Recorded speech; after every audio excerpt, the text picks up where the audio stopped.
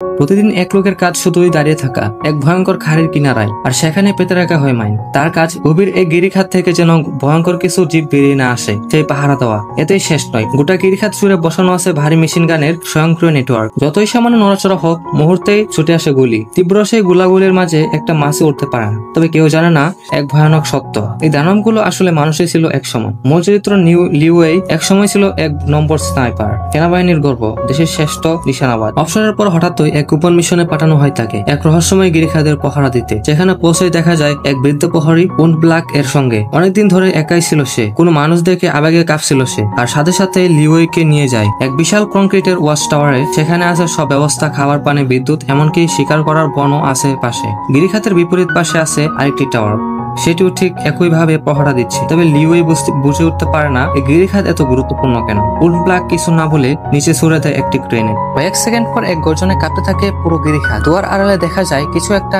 গা ছমছমে উপস্থিত। 1940 সালে নাকি এখানে পাঠানো হয়েছিল 2000 জন সৈনিক, 3টি সম্পূর্ণ ইউনিট, কিন্তু কেউ আর ফেরেনি। আর তারপর থেকে এই স্থান চিরতরে সিলগালা করে দেওয়া হয়। প্রহরীদের একটি নিয়ম, গিরিখাতে প্রবেশ নিষিদ্ধ। কিন্তু একদিন লিউই প্রবেশ করে সে গিরিখাতের ভেতর, আর যা দেখে তাতে তার হৃদপিণ্ড থেমে যাওয়ার উপক্রম। মিশন বুঝিয়ে দিয়ে হেলিকপ্টারে করে চলে যায় উল্ট ব্ল্যাক। ভাবছিল এবার সে মুক্ত, বাসায় ফিরবে, শান্তিতে বাঁচবে। কিন্তু না, পেছন থেকে ছুরি মারে সিস্টেম। তথ্য যাতে বাইরে না যায়, তাই সব প্রাক্তন প্রহরীদেরকেই শেষ করে দেওয়া হয়। এদিকে লিউয়ের জানে না তার ভবিষ্যৎ কতটা ভয়ঙ্কর। লিউয়ের কাজ এখন একঘেয়ে, প্রতিদিন স্যাটেলাইট সিস্টেম চেক করা, মাইন নেটওয়ার্ক ঘুরে দেখা, মেশিন গান পরীক্ষা করা, আর মাসে একবার একমুখী রেডিওতে রিপোর্ট দেওয়া। সবকিছু নিঃসঙ্গ, একঘেয়ে, ক্লান্তিকর। ঠিক তখনই এক রাত হঠাৎ করে পাশের পূর্ব টাওয়ার থেকে আসে শব্দ। দূরবীনে তাকে যা দেখে লিউই স্তব্ধ। এক নারী, তাও সাধারণ কেউ নয়, দুর্দশা, আত্মবিশ্বাসী এক অদ্ভুত উপস্থিতি। মেয়েটি, তার নাম আনিয়া, একসময়ের ভাড়াটে খুনি। 3900 মিটার দূর থেকে রাশিয়ান অলিগারকে গুলি করে মেরে ফেলেছে সে। জীবন বাঁচাতে লুকিয়েছে এখানে। রাতে আনিয়া লিউকে দূর থেকে বার্তা পাঠায়, কাগজে লিখে আকাশে গুলি ছুড়ে, তোমার নাম কি? লিউই কিছুটা দিতেই পড়ে। উল্ট ব্ল্যাক বলেছিল যোগাযোগ নিষেধ, তবুও সে এক ধরনের আকর্ষণে পড়েছে। পরদিন আনিয়া দেখায় তার অসাধারণ নিশানাবাজি। একটা গুলি ছুড়ে লিউয়ের মদের বোতল ভেঙে দেয় দূর থেকে। চ্যালেঞ্জের উত্তরে লিউয়ে